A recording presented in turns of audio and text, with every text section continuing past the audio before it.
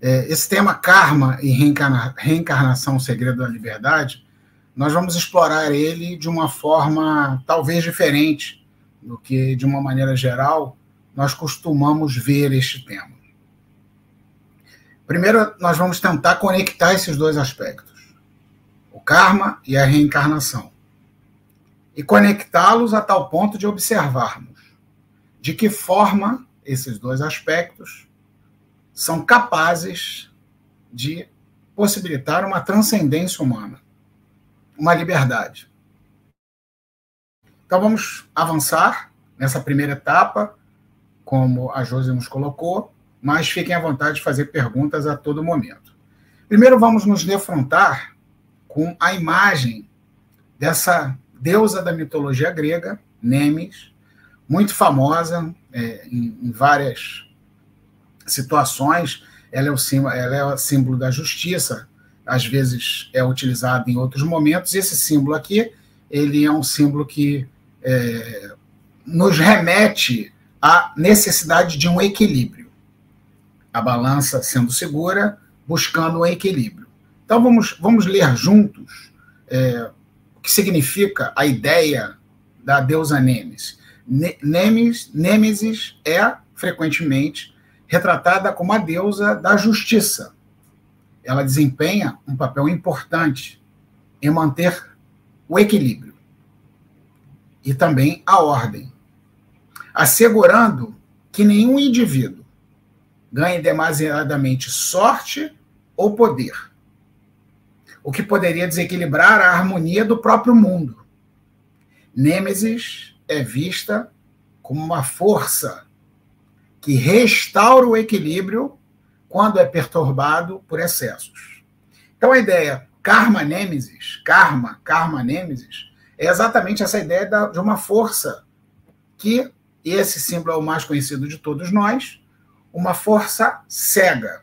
Cega no sentido que não há acepção de pessoas, não há acepção de situações. É uma força corretora.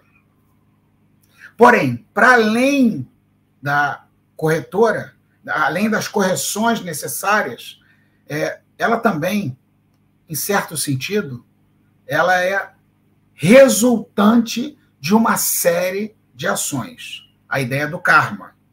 Então, karma, a nêmesis é a força corretora, e o karma é, em certo sentido, o acumulador. Daí, esse nome duplo, karma-nêmesis. Como que isso se dá? De onde ela surge? E que tipo de correção ela propicia? Para isso, nós temos que entender a questão da reencarnação. Então, se a ideia do karma-nêmesis nós trouxemos da mitologia grega, a ideia da reencarnação ela é muito bem apresentada pelo budismo.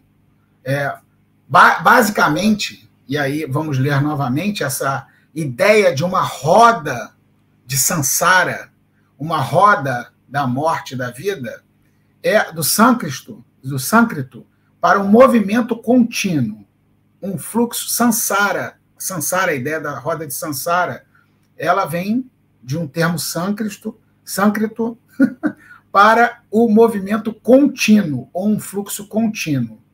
E refere ao budismo, lendo junto com vocês, ao conceito de nascimento, da maturidade e da morte, no qual todos os seres no universo participam, e do qual só se pode escapar através da iluminação.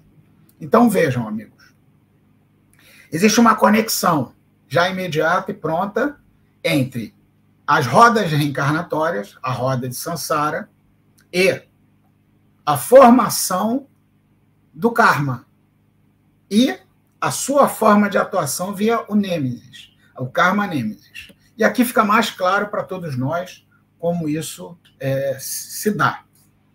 A roda de samsara, está errado ali, de samsara, engloba 6 caminhos diferentes. Se vocês quiserem, é muito interessante verificar esses caminhos propostos pelo budismo. Eu não quis abrir isso aqui, né, porque são caminhos não necessariamente determinísticos, que é isso que a gente vai ver logo em seguida, mas são aspectos interessantes para observar como o budismo trata isso. São 6 caminhos diferentes, definidos a partir do karma. E aí conectamos de vez as duas questões. A roda de Sansara e o karma como uma força. Porém, por mais que se alcance uma existência abençoada, o sofrimento é humano, é inevitável. Mesmo em seres bem-nascidos. Apenas a iluminação pode quebrar esse ciclo. Apenas ela pode quebrar esse ciclo da roda de Sansara. Então, vejam.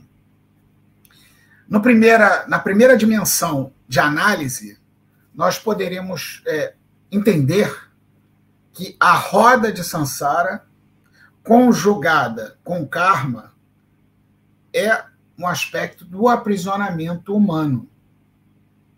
O ser humano está preso a uma roda do nascer, crescer e morrer, e suas várias rondas reencarnatórias.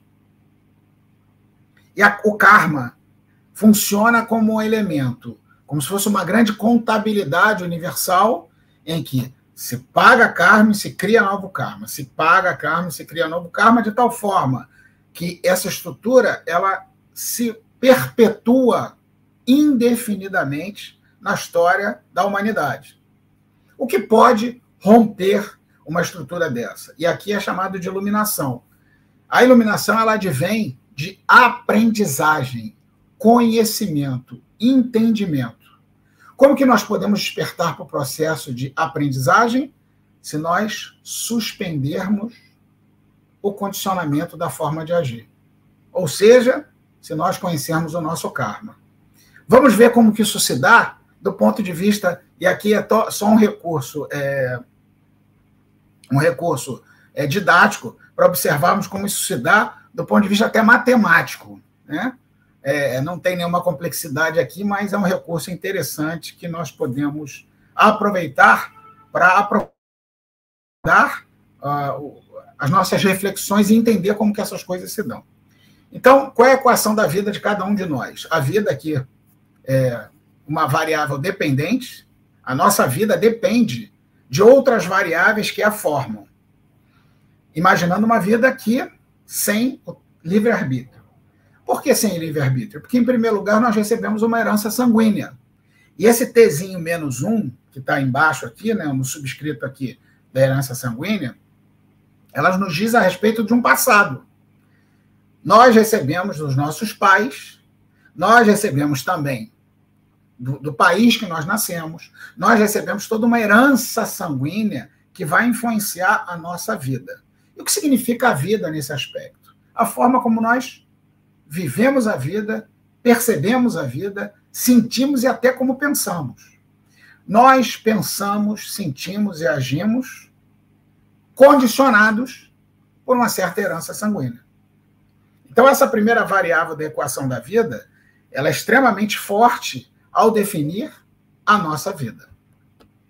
Mas, além dessa herança sanguínea, existe aquilo que nós acabamos de falar, o karma, que brota, nasce, se manifesta por meio à roda de Sansara.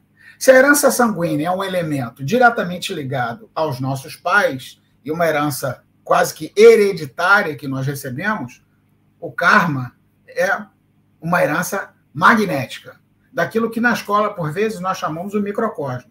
Aquilo que nós recebemos como uma herança kármica, que está além até da herança sanguínea.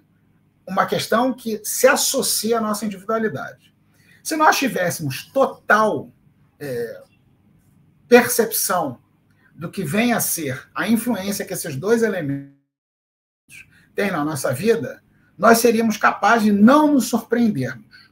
Por outro lado, se essa equação fosse só o karma e a herança sanguínea, a vida seria determinística. Ou seja, o nosso destino estaria traçado de forma inflexível, impossível sofrer qualquer mudança. E o dito popular, muitas vezes, se confunde com essa visão determinística, quando as pessoas dizem, poxa, esse é meu karma. E aí o karma no sentido até de uma herança sanguínea. Poxa, eu não consigo viver outra situação, eu nasci com esse karma. Bem, se a vida fosse só isso, só esses dois elementos, esse tipo de pensamento, esse tipo de reflexão estaria absolutamente adequado. Porém, não é só isso.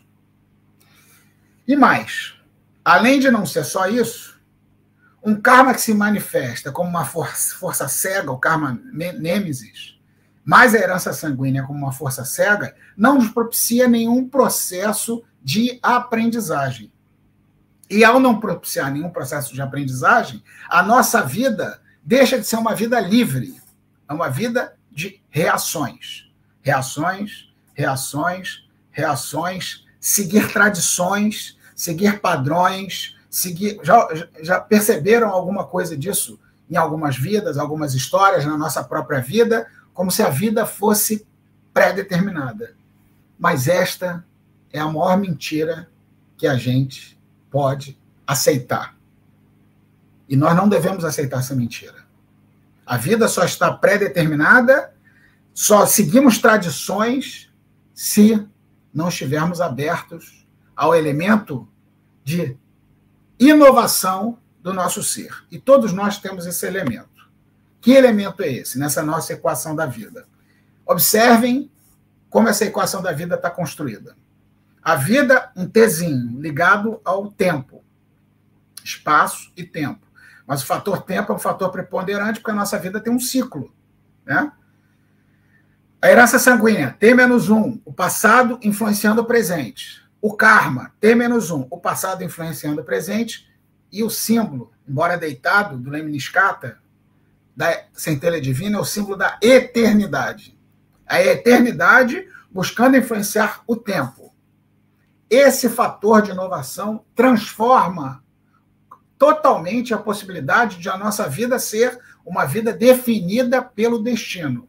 É esse fator de inovação que todo ser humano traz em si, esse elemento, que é o elemento mais simples, o elemento mais próximo de nós, e, no entanto, é o elemento que nós menos temos conhecimento, que é a chave da liberdade, a chave do reconhecimento, a chave da possibilidade de um novo aprendizado. E quando esse elemento passa a ser, essa centelha divina, esse novo impulso, esse impulso transformador na nossa vida, passa a fazer morada no nosso sistema interno, o karma deixa de ser simplesmente um aspecto corretor, como a deusa Nêmesis, com a venda nos olhos, a venda cai, não há mais um processo cego, e a herança sanguínea se manifesta a nossa consciência de forma evidente. Então, se diz que aquele que é iluminado, daí a iluminação, a ideia de iluminação, por esse aspecto da centelha divina, ele passa a utilizar de forma sábia essa alavanca que é todo o conhecimento kármico. E por que isso é fundamental? E agora vamos continuar a usar a lógica. Amigos, imaginem que, e usando a ideia da roda de Sansara, assumam que nós só conseguimos atingir a iluminação a partir desse despertar dessa centelha divina e das vivências, das experiências que nós temos vivido constantemente. São as experiências, no contato que nós temos diariamente, que são os elementos de transmutação, quando a nossa consciência entende as experiências da vida como um elemento de aprendizagem. Porém, se a centelha divina não está desperta, é um processo automático, fechado, cego. Se a centelha divina está desperta, esse processo se abre para uma nova consciência. E essa nova consciência, ela tem um espaço de 80 anos, 70 anos para aprender. Preferencialmente, ela tem a eternidade no tempo, como esse símbolo da centelha divina. Ela tem a possibilidade de aprender tudo em um lapso, em um momento, em um grande irromper da consciência. E quem propicia isso? Toda a herança kármica e sanguínea disponível como uma experiência já pronta, sem que cada personalidade tem que viver experiências que já estão presentes em seus aspectos magnéticos, chamamos de microcosmo. Toda o cabedal de conhecimento, toda a natureza, todas as experiências passam a ser elementos de transformação e permitem à nossa consciência perceber o que é necessário ser percebido. Por isso que essa centelha divina, ela é um fator de inovação. A centelha divina é um fator de transformação. A centelha divina é um fator de inspiração. Ela também é, em quarto lugar, um fator de iluminação para, finalmente, permitir a transcendência humana, um fator de transcendência. E nesse aspecto quíntuplo da manifestação da centelha divina, há uma união perfeita entre karma, herança sanguínea, dentro da consciência humana, sem que isso se dê de forma forçada, mas simplesmente com um processo gradativo de transformação. E aí um novo sol se abre para o ser humano. Esse novo sol, que é o elemento fundamental de conexão de tudo e todos. A centelha divina, ela auxilia o ser humano, primeiro como um grande impulso. Em segundo lugar, à medida que esse novo conhecimento ilumina o sistema interno, ela funciona como um sol interno que ilumina a consciência para que as experiências internas oriundas da herança sanguínea e também do karma no dia a dia, na colocação diária da vida, possam ser fatores de alavanca, de transformação. E, finalmente, a transcendência humana, que nada mais é que se perceber parte de um todo, como uma mesma luz, uma mesma força, um mesmo amor.